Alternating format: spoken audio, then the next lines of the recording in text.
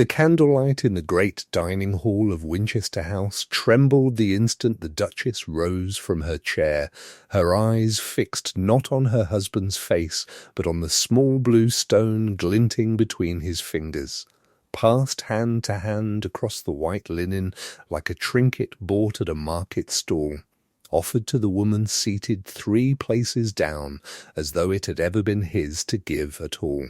Conversation died along the table in a slow, spreading hush, the way frost creeps across a window pane.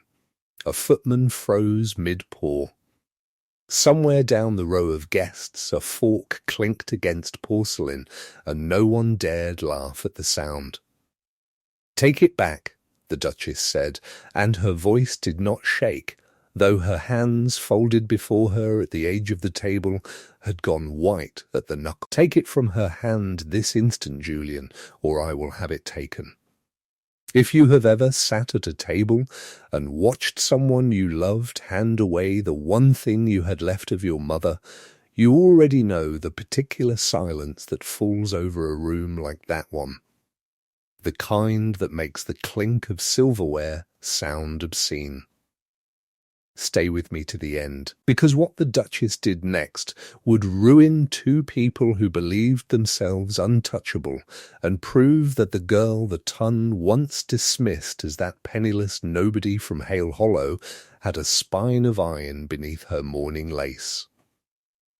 Tell me in the comments where you're watching from tonight, and then come with me back to where it began. 4 years before that table, in a house with no fire in the grate, and a mother who was dying. Hale Hollow had once been a fine house. That much was still visible in the bones of it, in the good proportions of the windows and the carved lintel some prouder ancestor had commissioned in better days. But the roof leaked into the east wing now, and only 2 of the original 12 fireplaces were ever lit. And the Hale family had learned. In the 5 years since Sir Reginald Hale poured the last of his fortune into a canal scheme that collapsed before a single barge ever floated on it, to live quietly and carefully on very little. Sir Reginald had not lived to see the worst of it. His heart gave out the winter after the scheme failed, leaving his widow, Lady Eleanor, to raise 2 children on a name that opened doors and a purse that barely kept the larder stocked. Seraphina Hale, Sarah, to everyone who loved her, was 19 the autumn her mother's cough turned from a nuisance into something the doctor would not look her in the eye about. She sat up with Lady Eleanor through that whole dying season, reading to her by candle stub until the words blurred. And it was there, in the final week, that her mother pressed a small velvet pouch into her palm with fingers gone thin and papery.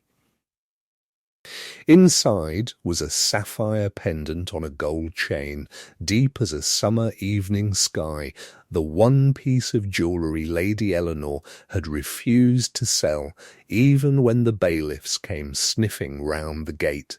"Your grandmother wore this the day she married a man with nothing but his good name," her mother whispered. "And I wore it the day I married your father, who thought himself richer than a king because he loved me. It is not worth what people think it is worth, Sarah. It is worth what the person wearing it decides it is worth."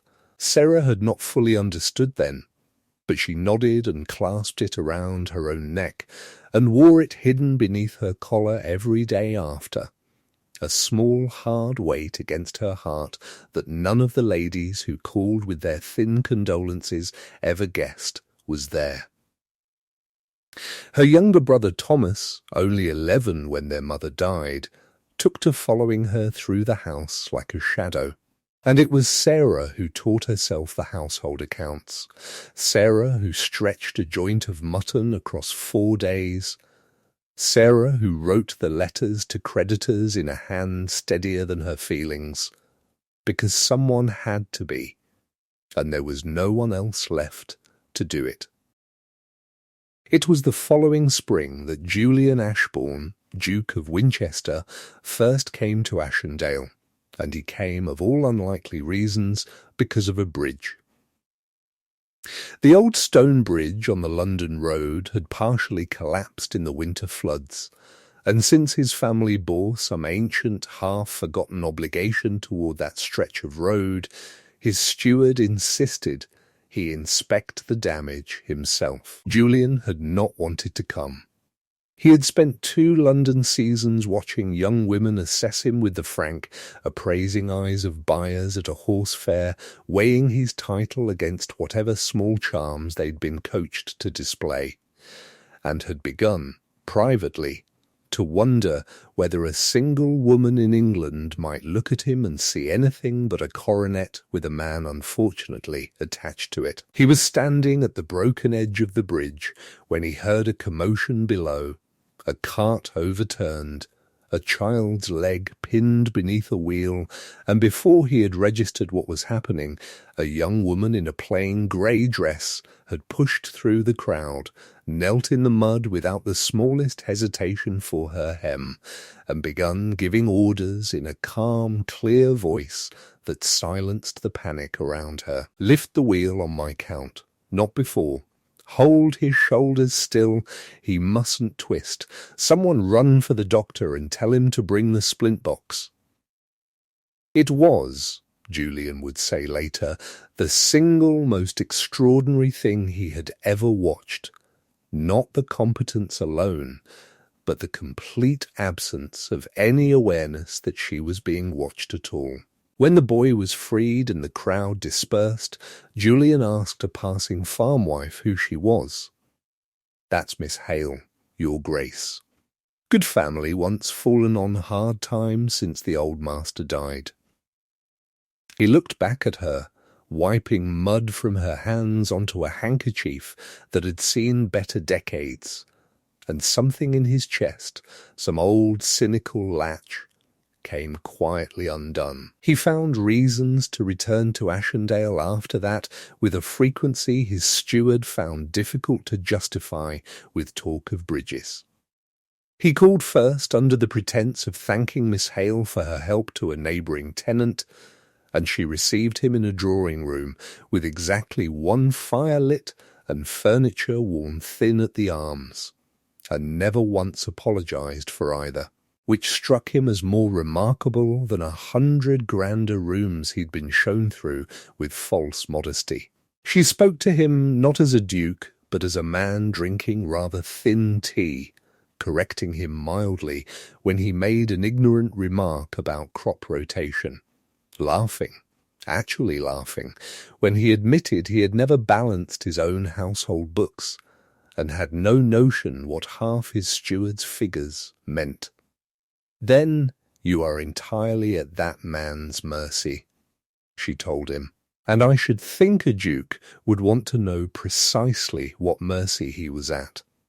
He came again the following week, and the week after, until young Thomas watched for the ducal carriage from the nursery window and raced down to greet him by name. Sarah did not fall in love quickly. She had learned too much of the world's disappointments for that, but she noticed that he asked questions and waited genuinely for the answers, that he never mentioned her family's reduced circumstances except to ask with real concern whether the east wing roof had been seen to.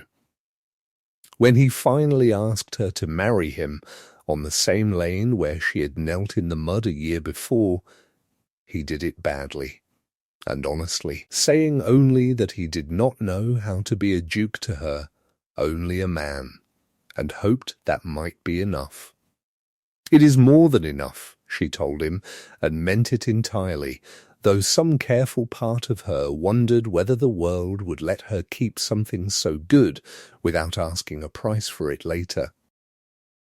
They were married that summer in the small stone church at Ashendale, rather than the grand cathedral setting the London papers assumed a duke would insist upon, Sarah wearing her mother's sapphire openly for the first time since her mother's death, clasped above a gown remade from Lady Eleanor's own wedding dress. Mrs. Pruitt wept through the entire ceremony, declaring Lady Eleanor was surely watching and smiling fit to outshine the sun, and Thomas walked his sister down the short aisle in their father's stead, gripping her hand so tightly at the church door she had to remind him gently to let go. It was Nathaniel who proposed the wedding toast, wishing the couple a lifetime of the same honest happiness he had watched grow quietly between them. And Sarah caught his eye across the room and saw there nothing but genuine goodwill, wrapped so carefully around whatever private grief lay beneath it that she would not understand its full weight until years later, looking back from the other side of everything still to come. The ton was scandalized, then fascinated. A duke who might have had the pick of every fortune from Mayfair to Bath had instead married a penniless gentlewoman with no dowry and a dead father whose name was still, in certain drawing-rooms, a byword for financial folly. Lady Vivienne Carlyle took the match particularly badly, though she never showed it in company. She had spent 2 seasons cultivating Julian's attention with the patient persistence of a woman who considered herself entitled to succeed at it, and watched, with a smile that cost her considerable effort, as he married a girl the papers described as a rustic beauty of quiet accomplishment. Vivienne was herself widowed within the year, her elderly Viscount husband leaving her a title and considerably less money than the world assumed, and she withdrew from society for a time, ostensibly to mourn, in truth to wait. Sarah, meanwhile, settled into Winchester with the same steady competence she'd once applied to a threadbare household, establishing a school for the tenant children, overseeing accounts with an eye sharp enough that the old steward, Mr. Digby, grumbled good-naturedly that her Grace kept better books than he did. It was Digby's retirement in the marriage's 4th year that opened the door through which ruin would eventually come, for his successor was a smooth, capable-seeming man named Edmund Croft, who arrived with excellent references and an unfortunate, carefully concealed connection to Lady Vivienne Carlyle, whose late husband's estate he had once managed, and whose cousin he, in fact, was. Croft was clever in the particular way clever men are dangerous, patient, meticulous, willing to wait years rather than rush a scheme to spoilage. He began small, skimming rents from the more distant tenant farms where discrepancies were easy to bury, using the proceeds not for himself alone, but to gradually rebuild Vivienne's depleted fortune. It was 2 years into his tenure that Vivienne judged the moment right to return to society, appearing at a ball in unmistakably improved circumstances, and Julian, who had no notion whatsoever of the machinery turning behind her renewed smiles, greeted her with the easy, unsuspecting warmth of a man who has never learned to distrust anyone charming. Sarah noticed the shift in her husband before she understood its cause, the way one notices a change in weather before the clouds gather. He grew quieter over dinner, prone to closeting himself with Croft for stretches disproportionate to the estate's ordinary needs. She told herself it was simply the burdens of his position and did not press him. There had been, too, an evening at a ball hosted by the Marchioness of Esher when Sarah had watched, from across a crowded room, Julian standing in close conversation with Vivienne near a bank of hothouse flowers, his head bent toward her in the attentive posture he had once reserved only for his wife, and had felt for the first time in her married life. The particular humiliation of being made to feel a stranger in her own husband's company, while 300 witnesses looked on as though they all knew something she did not. A pair of matrons near the refreshment table had not troubled to lower their voices as she passed. "One cannot fault him for looking elsewhere," the first murmured, "when he married so far beneath himself in the first place. Blood tells." In the end, Sira had not paused, had not given them the satisfaction of a reaction, but she had gone home that night and sat a long while before her mirror with the sapphire in her hand, hearing her mother's voice across the years, and wondering, in the dark hour before dawn when doubts grow teeth, whether she had simply been foolish to believe that promise applied to more than jewelry. But she was, as her mother raised her, a woman who read her own household's books, and one wet February evening preparing her accounting for the tenant school, she found figures that did not balance. A payment to a firm she did not recognize, a rent collection from the Fenmore farm some 15% lower than what the tenant's own receipts showed had actually changed hands. She said nothing to Julian that night, telling herself it was likely clerical error, but the careful, watchful part of her filed the figures away and began to watch the household with new eyes. She noticed, too, how often Croft found reasons to correspond with Lady Vivienne about matters that had nothing to do with the widow's own small property, and how often her husband, mentioning some minor worry over breakfast, would add that Vivienne had been extremely helpful in some connection or other, advice that Sarah would come to understand had been calculated precisely to steer Julian where Croft and Vivienne required him. The scheme Croft and Vivienne had built was more elegant and crueler than simple theft. His skimming had by that winter created a genuine shortfall in the coffers, not ruinous, but real enough that when he brought Julian doctored quarterly figures showing the estate far worse off than it truly was, the Duke had no reason to doubt him. It was Vivienne who suggested, gently, as though the idea pained her, that a discreet private loan against some of the estate's lesser jewellery might tide the family over without the humiliation of a bank's involvement, offering, as a particular kindness, to broker the arrangement through a jeweller she trusted in London. Julian, harried and unwilling to burden Sarah with what he believed his own failure of stewardship, agreed to let Croft select a few pieces for assessment. It did not occur to him that Croft would select, among them the sapphire pendant that had come to Sarah not through the Ashbourne vaults, but her mother's dying hand. A piece, Croft knew, from the household inventory Sarah herself had once left trustingly in the estate office, carried sentiment far beyond its modest value. He told Julian only that it was an old family stone, seldom worn, technically true, and constructed with the particular skill of a lie that need never be spoken aloud as one. Vivienne, receiving the pendant under the pretence of the loan, had no intention of ever returning it. The dinner, at which the sapphire finally passed in full view of 30 guests, had been arranged by Vivienne with the appearance of innocent design, an autumn harvest gathering. Her own invitation slipped in among the neighbouring gentry under an old friendship with the Marchioness of Esher. She wished, before the assembled county, to be seen wearing a piece fine enough to be remarked upon, its true provenance unknown to anyone but herself, Croft, and unwittingly the Duke, who believed he was merely returning a modest family stone to the loan's discreet intermediary.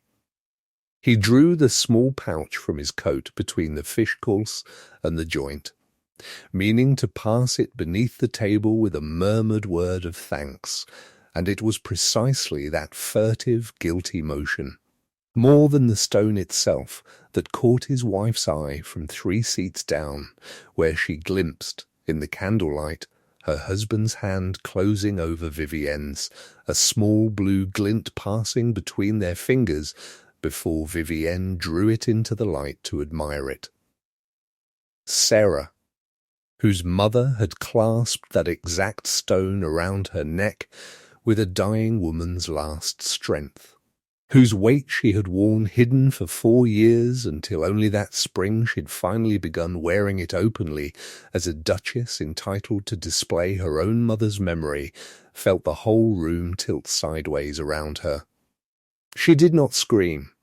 She did not weep, though something in her chest cracked with a violence she would remember the rest of her life. She set down her wineglass with exaggerated care, rose with a composure that cost her every ounce of steadiness her mother had taught her, and said, into a silence spreading down the table like spilled water, "Take it back. Take it from her hand this instant, Julian, or I will have it taken." Julian, white-faced, stammered something about a loan, about Croft's arrangement, and Vivienne, recovering faster than either of them, laughed and said surely the Duchess was mistaken, that this was merely an old Ashbourne piece being returned, and did she truly mean to make a scene over a trinket? It was that word, trinket, that finished whatever restraint Sarah had left. "It is not an Ashbourne piece," she said, and her voice carried to every corner of the room. "It is my mother's. It has never belonged to this family a single day, and it will not spend another hour in your keeping." She turned to the footman by the sideboard. "Fetch Mrs. Pruitt, and have her bring the estate ledger from my private desk. And send for Mr. Gray. He dines tonight at the Fenwick House, not 2 miles distant. I should like him fetched at once." A murmur ran the table. Vivienne's smile had not entirely left her face, but something behind her eyes had gone very still, the look of a woman recalculating a plan she had believed, until that exact moment, entirely secure. What no one at that table understood was that Sarah had not arrived unprepared for exactly this possibility, though even she had not imagined the confrontation would announce itself so publicly. The discrepancy she'd noticed that February evening had never left her mind, and over the months since she had been building, quietly, a case as careful as any barrister could construct. She had written to the one person whose legal training and old, steady friendship she trusted absolutely, Nathaniel Gray, now a barrister of real reputation in London, the son of the parish's leading solicitor, who had known her since they were children racing ponies along that same lane, and who had, in fact, been quietly, hopelessly in love with her for years before Julian ever inspected a broken bridge, a love he had never spoken of, stepping aside without complaint when the engagement was announced, writing her a warm letter of congratulation that cost him more than anyone but himself would ever know. He had come north twice that summer, under the pretence of visiting his father, spending long hours with Sarah comparing tenant receipts against Croft's ledgers until between them they had assembled an accounting showing nearly 2 years of skimmed rents flowing out of Winchester's coffers. Too consistent across too many farms to be anything but deliberate. Mrs. Agatha Pruitt, who had run households long enough to know servants saw everything and said nothing only because no one asked properly, had befriended Nell, the lady's maid, who confirmed she'd overheard Croft and Vivienne speaking of the pendant and the timing of the harvest dinner in tones that had troubled her, though she hadn't understood them at the time. Thomas, 17 now, had ridden to the Fenmore Farms to speak with old Tam Reeve, whose rent account showed the largest discrepancy, and returned with Reeve's own receipts, hoarded in a tin box, proving what he'd actually paid against what the ledgers recorded. And Nathaniel had travelled to London to call upon Mr. Isaiah Lowe, the jeweller named in Croft's correspondence, who admitted with evident distress that no loan had ever been formalised through his premises, and that he had recently been asked to appraise several pieces that struck him, on close inspection, as paste replicas of remarkable skill, a detail that sent Sarah hurrying to the estate's locked case to discover 3 pieces she'd always believed genuine were in fact glass. Sir Aldous Fenwick, the county magistrate, was among the 30 guests that evening, and it was to him. Once Mrs. Pruitt arrived breathless with the ledger, and Nathaniel strode in still in his riding coat, having galloped the 2 miles the moment the summons reached him, that Sarah addressed herself directly, laying before the astonished company, course by course, as the untouched dinner grew cold, the whole architecture of the fraud. She produced Reeves' receipts. She produced Nathaniel's correspondence with Lowe. She had Nell describe what she'd overheard. And she held up, at last, the sapphire itself, still clutched in Vivienne's refusing fingers until Sir Aldous, rising with the grave authority of his office, requested she surrender it, which she did at last, her composure finally, completely, and publicly gone. Croft, sent for from the estate office, arrived to find a magistrate, a barrister, and a room full of the county's finest families waiting to hear him account for 2 years of doctored ledgers, and made, under Sir Aldous' unrelenting questioning, the cascading confession of a clever man who has finally run out of clever things to say, admitting the skimmed rents, the false reports, the replaced jewels, and in a final desperate attempt to shift blame, to Vivienne's full knowledge and direction of the scheme from its very first month. Julian sat frozen at the head of his own table in an attitude of such complete devastation that even Sarah, in the depths of her hurt, found she could not entirely hate him for it. He had not known. That much became achingly clear as the evidence unfolded, he had believed, with the particular blindness of a man never forced to question whether people were telling him the truth. Every lie Croft had constructed and every gentle, poisonous suggestion Vivienne had offered, and it was the plain, humiliating fact of his own gullibility, laid bare before 30 witnesses and his own wife, that struck him harder even than the affection Vivienne had hoped to cultivate. "I did not know it was your mother's," he said to Sarah. Once Croft had been removed and Vivienne escorted out by her own humiliated relations, the 2 of them left standing at the far end of the ruined table. "Sarah, I swear to you before God, I did not know." "I believe you," she said, and found, to her surprise, that she did. But belief was not, she discovered, the same thing as forgiveness, nor the same as trust restored. "But you let a stranger's word carry more weight in your own house than mine. You let Croft frighten you into secrecy rather than come to me.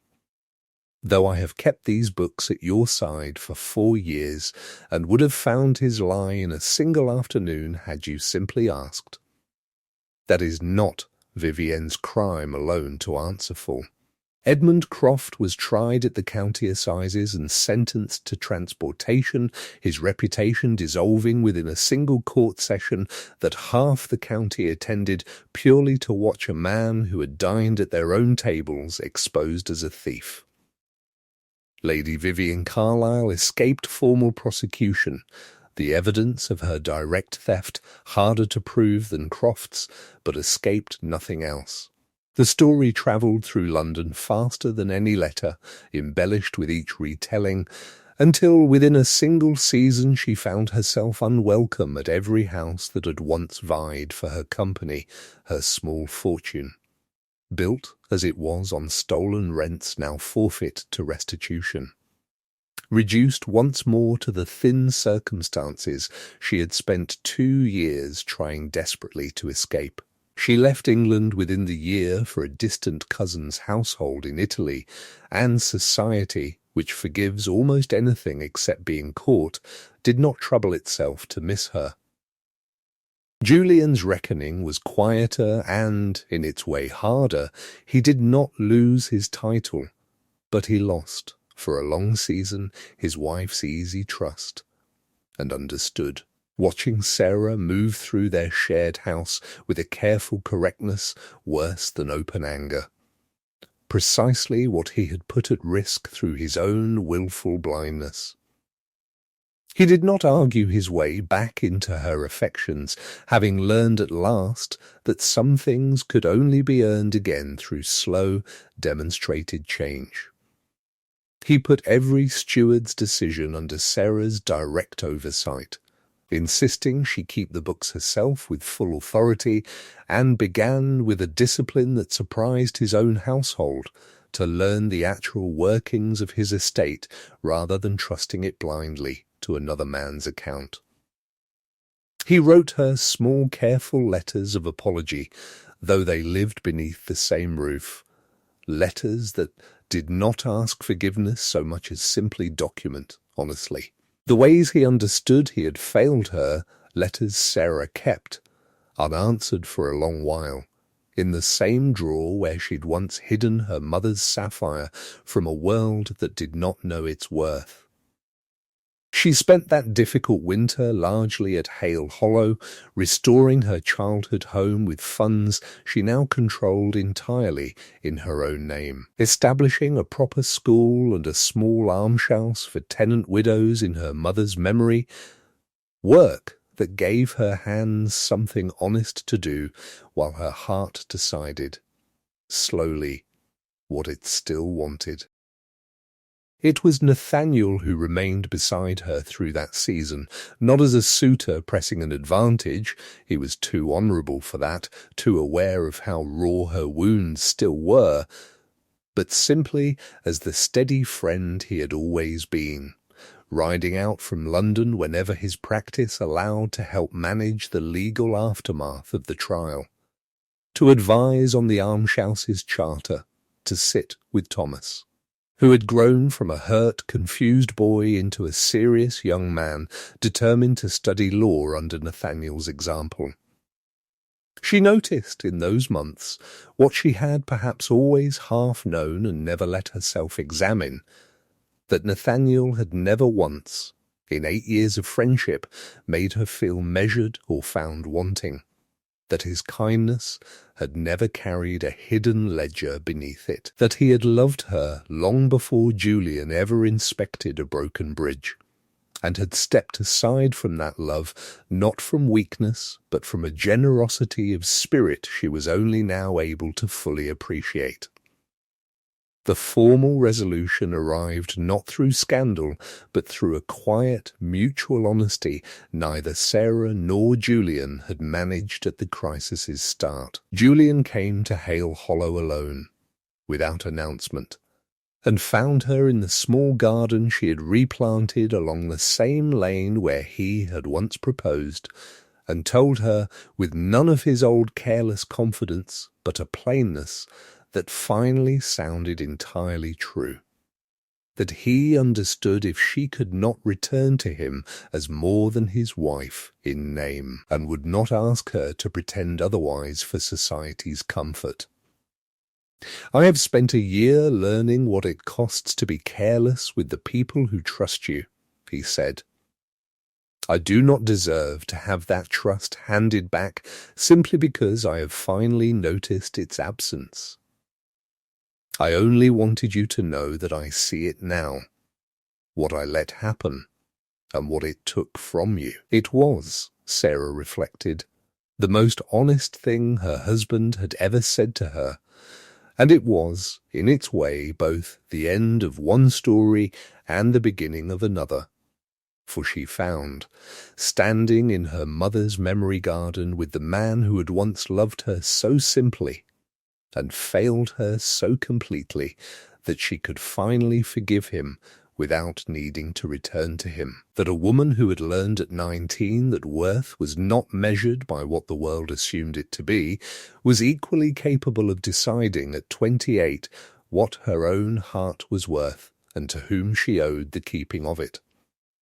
The formal separation that followed left Sarah with her title, her independence, and full control of Hale Hollow, while Julian retreated to Winchester humbled. Wise a man who never remarried and spent his remaining years, by every account, a scrupulously honest steward of the estate he had, once so carelessly endangered. 2 years after the night the Sapphire passed across a dinner table and shattered a marriage's careful peace, Seraphina Hale, for she had, by then, quietly resumed the name given her by the mother who taught her what true worth looked like, stood once more in the garden at Hale Hollow, the same blue stone clasped openly at her throat. Watching Thomas argue happily with Nathaniel over some fine legal point, neither would let the other win, and felt, for the first time in longer than she could measure, entirely at peace. Nathaniel asked her to marry him that autumn in the same unhurried, honest way he had done everything else across the years of loving her, kneeling in the very lane where she had once knelt in the mud beside a frightened child, and where Julian had once asked her to be his Duchess, and she said yes, not because her story required a tidy ending, but because she had learned through every hard lesson since her mother's death that love recognized without the distraction of title or fortune was the only love worth the keeping, and that a woman's worth, whether penniless in a leaking manor or standing at the head of a duke's table, had never once depended on anyone else's estimation of it, only on the quiet, unshakable truth of what she herself knew it to be.